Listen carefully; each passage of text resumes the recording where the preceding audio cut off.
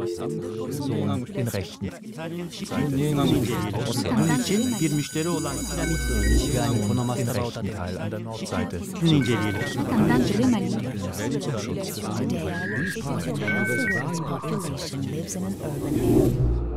Moving forward. Le roman brut parle de la Norvège.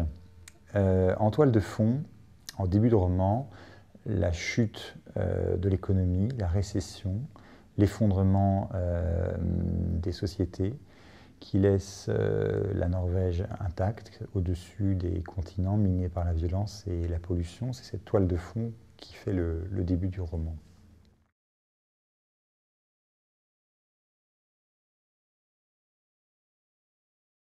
Le pétrole renchérissait comme jamais. Il devait à présent se cacher, être escorté, entouré des fastes dus à un souverain. Les flambées des années 70 ou 2000 paraissaient dérisoires.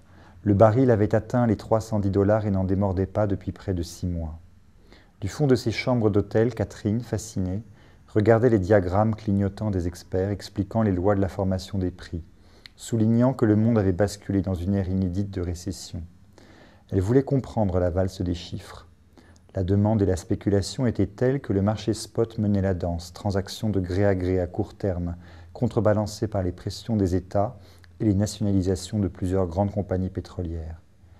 Il semblait qu'avec $310, on eût dépassé le prix permettant de calmer la demande et de satisfaire les pays producteurs. Une bulle psychologique digne de l'an 1000 soutenait le baril 20 à $30 trop haut.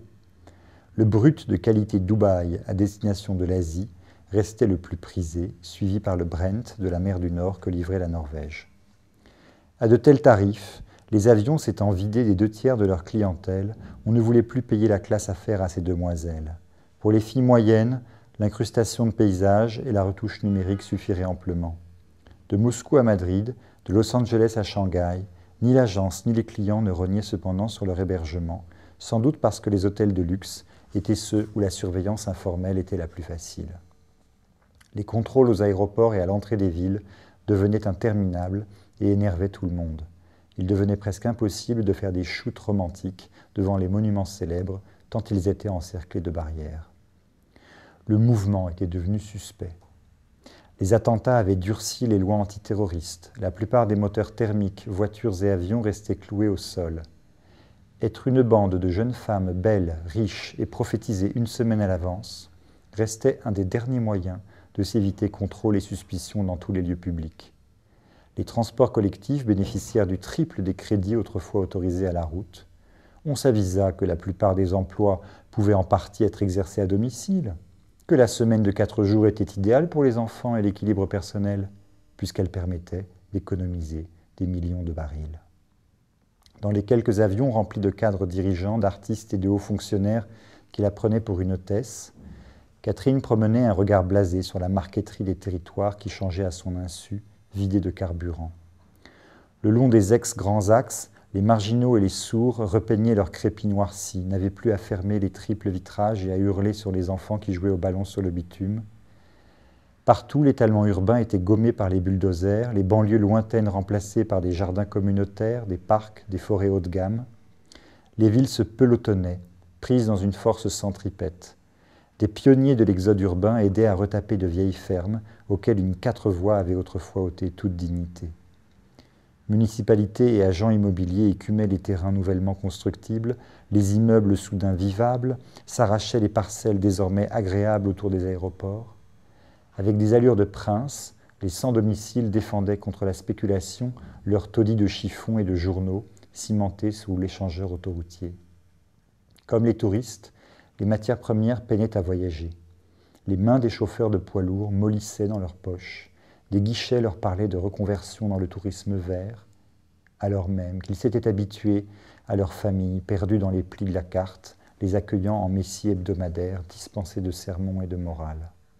La nuit, les agriculteurs n'écoutaient plus la radio dans la cabine du tracteur diesel et se contentaient d'égratigner lentement leurs champs pour des semis sans labour. Les éleveurs regardaient à nouveau dans les yeux leurs cochons, déconcentrés, et considéraient même les veaux bon marché qu'ils laissaient courir 1 heure par jour par désœuvrement. De loin en loin, des cratères et des carrières, des forêts écorchées de toutes parts témoignaient de la quête d'hydrocarbures, des sels et des pelles employés à faire dégorger l'écorce, à exhumer ces végétaux et animaux tombés au fond des océans. Voilà pour le paysage qui est produit par cette explosion des cours du pétrole, cette raréfaction du pétrole.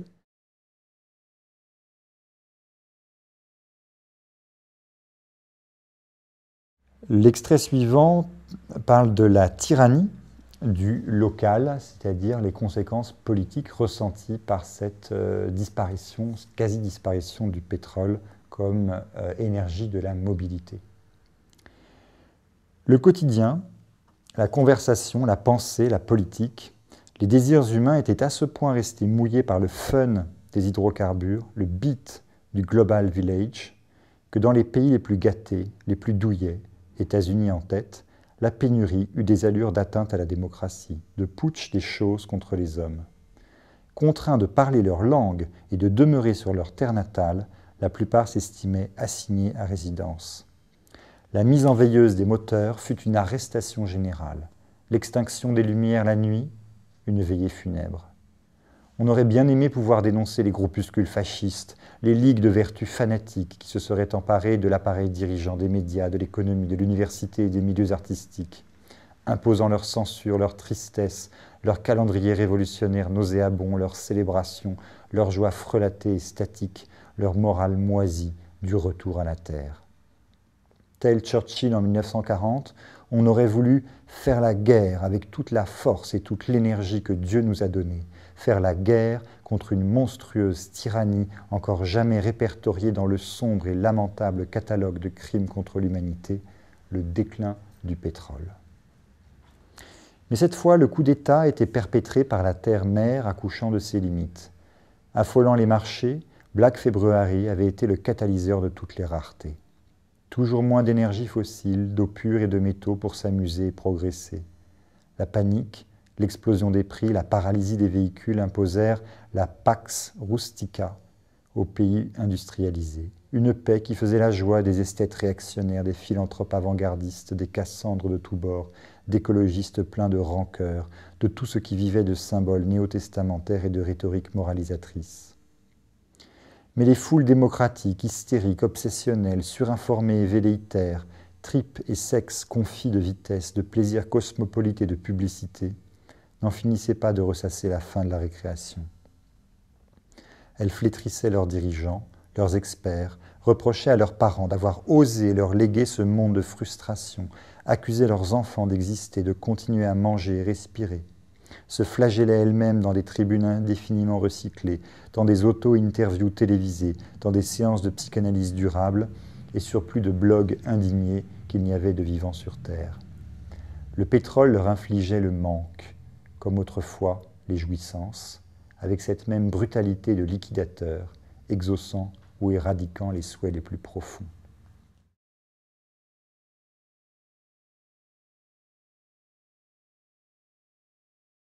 Troisième extrait, sur la frustration sociale que va impliquer ce retour au local, cette fin de la mobilité à tout crin qu'avait permis le pétrole. Les journaux internationaux ne parlaient depuis des années que des deux mêmes choses, la rareté du pétrole et le sevrage. Dans les années 2010, face aux prémices de la crise, les classes moyennes et leurs gouvernants avaient commencé par faire les gestes, à défaut de croire ce qu'on leur disait savoir. Ces gestes de bon sens rappelant la grand-mère qui, elle non plus, ne jetait rien et ne prenait pas de bain. L'écologie était tendance, une liberté de plus, un décor New Age pour le business and fun as usual. On pouvait partir une semaine tout compris à Rio comme promis dans le métro, puis prendre son vélo du lundi au vendredi en grognant contre les automobilistes. Les designers philippins, les créateurs brésiliens et les trendscouters japonais jetaient un manteau d'hédonisme sur le raz-de-marée de contraintes qui mijotaient au large. Les États s'offraient de colossales campagnes d'information décomplexantes, pleines de mots zen, racontant des histoires d'économie libératrice, de dépouillement festif et de simplicité qui en jettent, avec rappel des faits scientifiques en petits caractères au bas de la page, et un site web pour ceux que la dure vérité intéresserait. Les pages fashion, les pages pratiques des magazines féminins n'avaient pas leur pareil pour ramener la crise à ses justes proportions de psychologie positive, de look renouvelé, de potentiel sexuel et de bonnes adresses. Et si l'on n'était toujours pas rassuré, le hochement de perruque, l'air convaincu d'une célébrité ébranlait. Savoir qu'elle était partie en Sydney en classe affaires plutôt qu'en jet privé vous aidait à renoncer à vos vacances. Tous ensemble, se surveillant les uns les autres, minés par l'envie et le dépit, hantés par le freerider, ce parasite qui profitait des efforts de tous pour se goberger, ils allaient réduire la vitesse sur l'autoroute, mais pour montrer le paysage aux enfants, isoler leur logement, mais pour augmenter leur pouvoir d'achat, redécouvrir les fruits de saison, mais pour augmenter leur espérance de vie, mettre des panneaux solaires ultra fins sur leur toit, subventionner la géothermie, alléger la vaisselle dans les avions et maigrir, mais pour être beau et bien se vendre.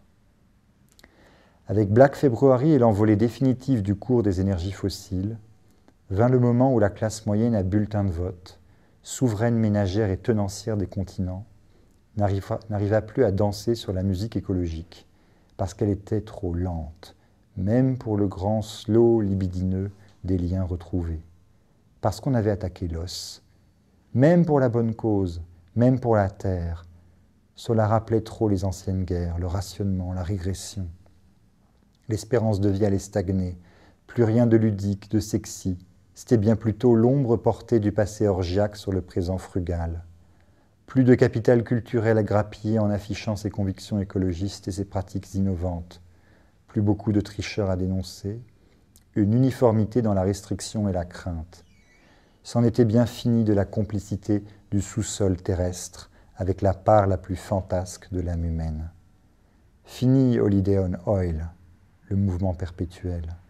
Les distances abolies du Global Village étaient rattrapées par le retour de l'espace terrestre, des petits chemins, des mers immobiles. Un crime parfait, un complot dans lequel ils avaient tous trempé. Le pétrole avait bien été cette compotée de cadavres, pressés sur des millions d'années par tous les vérins de la terre, en une liqueur conférant l'égarement des toupies. Et voilà qu'à présent, tous se tenaient au milieu de l'océan, dans le même bateau, vide de carburant et débordant d'humains aux gueules maquillées pour sortir, les têtes pleines des fêtes d'antan, de désirs et de rancœur.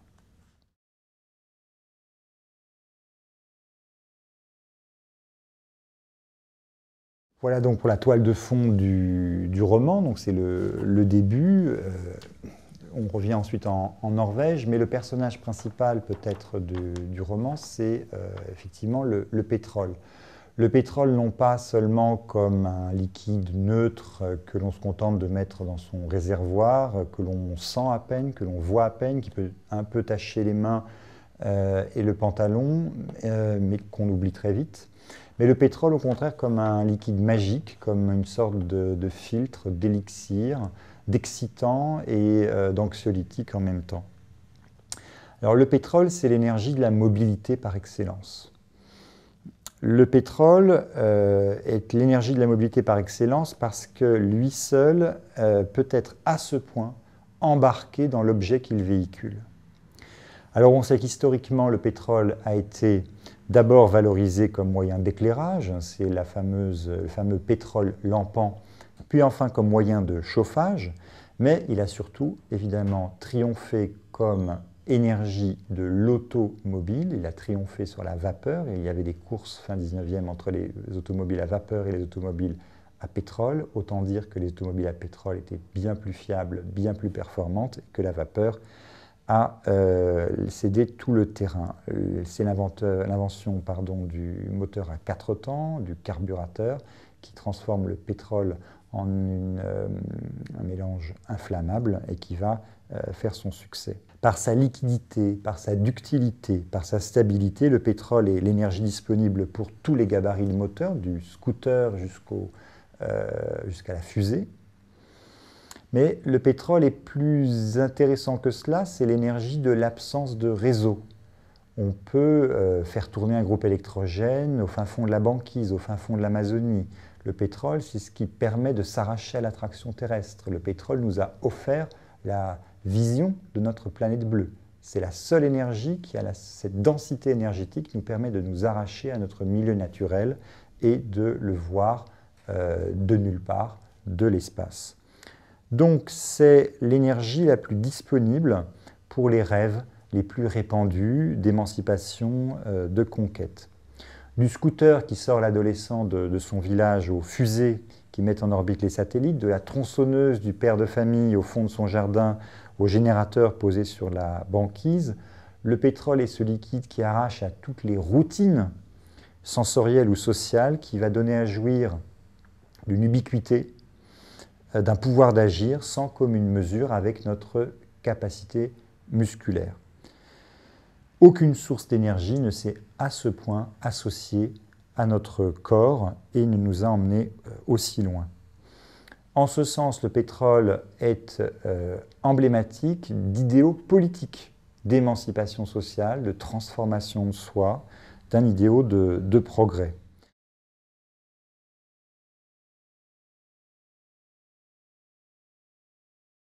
Alors, un historien américain a récemment écrit un livre qui vient d'être traduit en français qui s'appelle « Carbone Démocratie » où justement il met en relation les progrès politiques, les progrès de la démocratie dans les pays occidentaux fin 19e, début 20e et les hydrocarbures, notamment le charbon. Pour lui, le charbon est un des facteurs qui explique la conquête des grands acquis par la classe ouvrière. Pourquoi? Parce que le charbon rassemblait les ouvriers, les mineurs, en grand nombre autour des mines. Étant en grand nombre, le prolétariat était en rapport de force, en situation de force, et a pu négocier par des grèves, par ce rapport de force, a pu négocier des acquis sociaux. Au contraire, le pétrole est une énergie lointaine, qui n'a pas donné le même rapport de force au prolétariat européen. Et l'auteur américain va jusqu'à dire que le pétrole a été choisi comme principale source d'énergie après la Seconde Guerre mondiale par son côté antisocial, puisque le pétrole requiert beaucoup moins de contrôle, beaucoup moins d'intermédiaires sur le sol européen ou du moins des pays industrialisés. On sait bien que le pétrole a été l'énergie de la société de consommation dès les années 20 aux États-Unis, après la Seconde Guerre, plutôt en Europe. Le pétrole est son outil ultime qui est l'automobile, devenu symbole majeur de la liberté et de l'individualisme. On peut donc dire que les hydrocarbures, mais le pétrole en premier lieu, ont pour longtemps assis l'imaginaire social d'une négation des limites.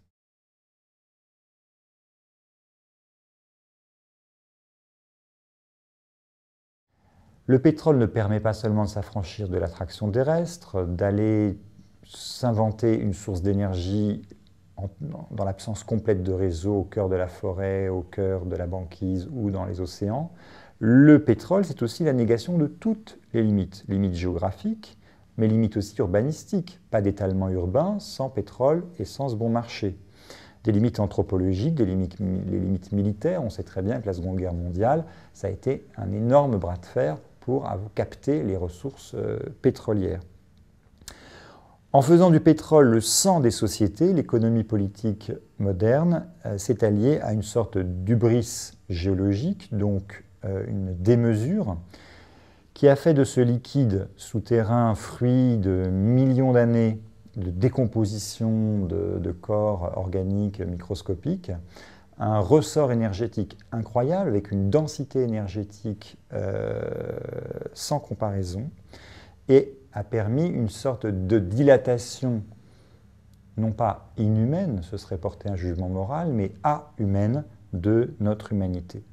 Un ingénieur a pu calculer l'équivalent esclave d'un baril de pétrole, autrement dit le travail fourni par diverses machines par un baril de pétrole comparé au même travail fourni par des esclaves. On pourrait bien dire que le pétrole a permis l'abolition de l'esclavage, entre autres facteurs évidemment. On pourrait calculer les équivalents esclaves, les équivalents chevaux, les équivalents animaux du pétrole, du baril de pétrole, les équivalents soldats, les équivalents rêves, les équivalents désordre contenu dans le même baril. On pourrait aussi parler évidemment de l'équivalent poison du baril de pétrole, puisque on sait très bien qu'avant de déstocker tout le pétrole, le gaz ou le charbon qui gisent sous la terre, nous n'aurons plus d'atmosphère. Autrement dit, avant de ne plus avoir de pétrole, nous n'aurons plus d'air à respirer. In rechten. Bunun için bir müşteri olan yani konumasta Im rechten Teil an der Nordseite. bunu inceleyelim.